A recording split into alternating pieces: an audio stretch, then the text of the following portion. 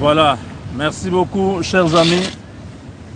Nous sommes dans cette deuxième partie. Voilà. La lumière nous pose problème ici. Ok. Voilà, j'étais en train de dire que nous sommes dans notre deuxième partie pour essayer de vous expliquer tout ce qui se passe, mes chers amis, aux États-Unis. Trump n'a pas d'autre priorité maintenant que finaliser les deals avec la République démocratique du Congo. Donald Trump veut redonner aux États-Unis la grandeur. Et la grandeur ne viendra pas lorsque la Chine est en train de battre les États-Unis sur le plan économique. La grandeur ne viendra pas si les entreprises américaines sont malmenées par la coopération chinoise. Cette guerre économique qui déstabilise l'économie américaine a la réponse en RDC. Et la réponse, c'est autour de ce partenariat que nous allons signer. C'est un deal, c'est une alliance, c'est un accord, c'est une convention, c'est beaucoup de choses.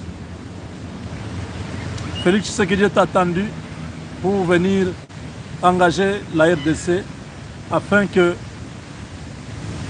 la garantie, la signature là, c'est une garantie que Tshisekedi donne au gouvernement américain que vos entreprises peuvent venir, vont travailler et tout ce que vous avez besoin, nous serons là pour les accompagner, nous serons là pour les faciliter et nous nous engageons à collaborer et gagner ensemble. C'est la signature qui est attendue. Donald Trump est en train de signer beaucoup d'exécutifs orders. Ces executive orders, c'est pratiquement ce sont les ordonnances, voilà. Ces ordonnances-là, dans le cadre de partenariats avec les pays étrangers, avec la RDC, garantir l'investissement américain à travers le secteur privé. Les entreprises américaines ne vont pas perdre leur argent.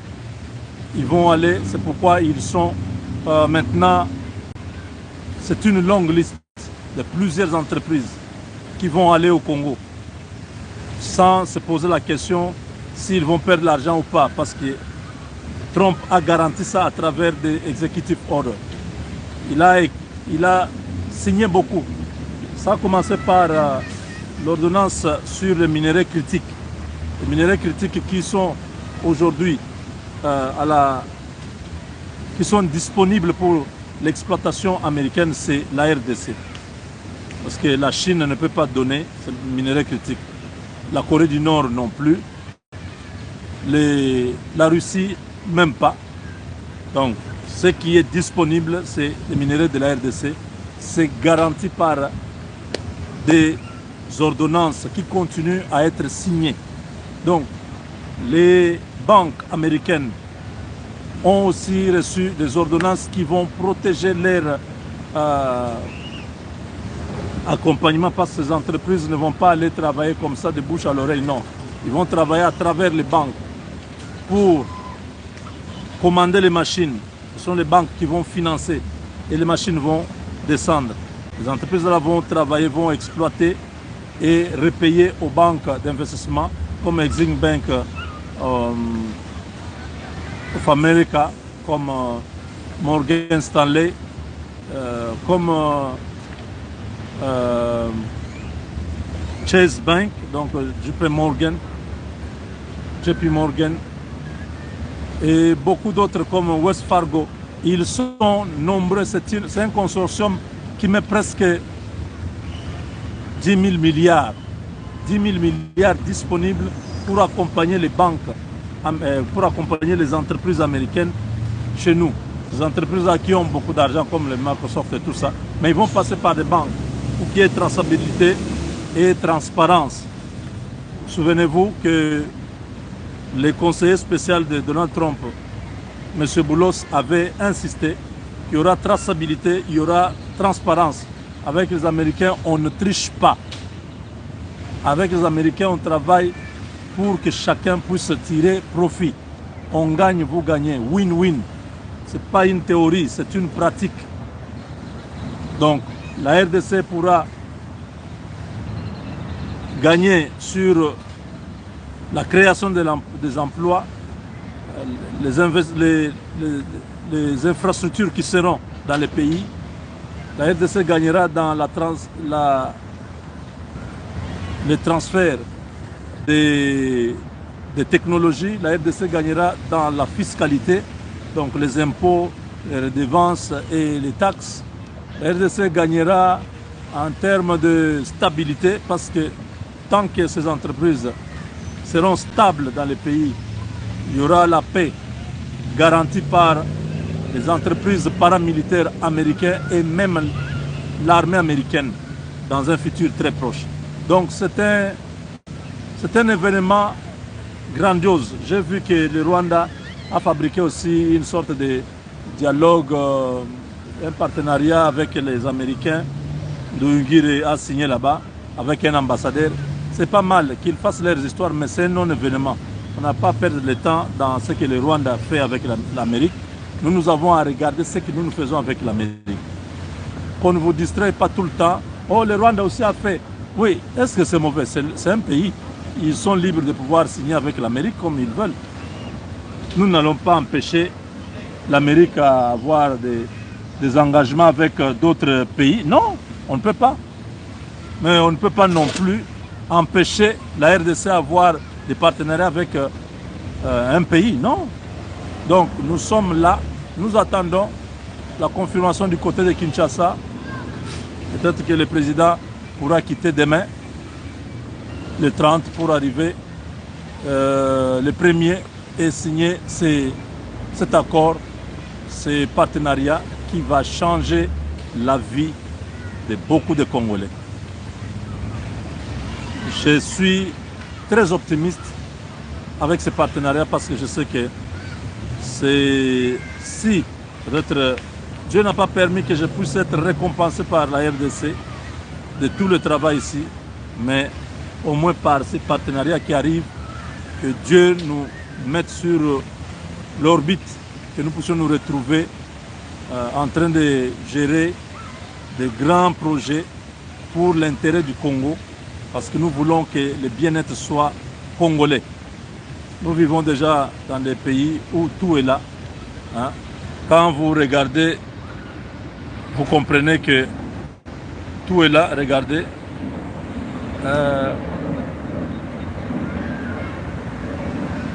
Vous voyez, tout est là. Les gens sont à l'aise. Il est 13 heures. Mais regardez, les gens sont en train de jouer dans l'eau. Les enfants sont là. Les parents sont... Il y en a qui jouent au billard là-bas. Hein, d'autres là-bas, vous voyez. Ceux-là viennent de se laver. Ils sont assis. Donc bref, vous voyez que les gens sont dans une vie. Hein, ouais. Nous sommes dans un pays où vous ne vous posez pas trop de questions. Je vais manger comment, je vais boire comment. Non, non. C'est un peu garanti. Nous voulons tout ce que nous disons là. C'est pour le bien de ceux qui sont restés chez nous. Qui ne peuvent voir ni l'électricité, ni une route normale. Hein?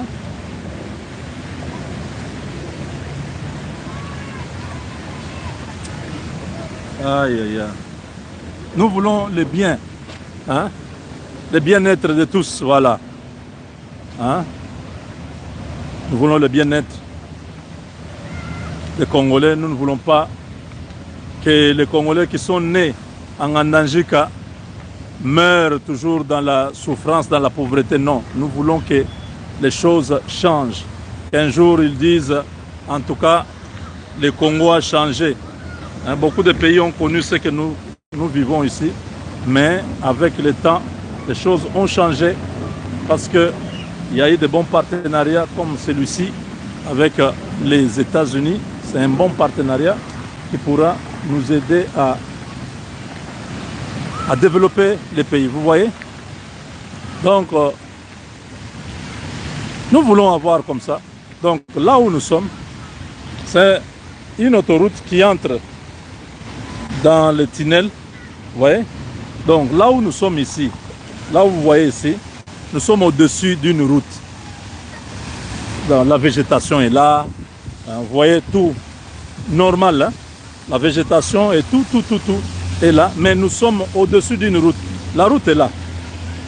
Regardez la route. Ça entre là, ça va sortir de l'autre côté et ça va continuer. Donc voilà.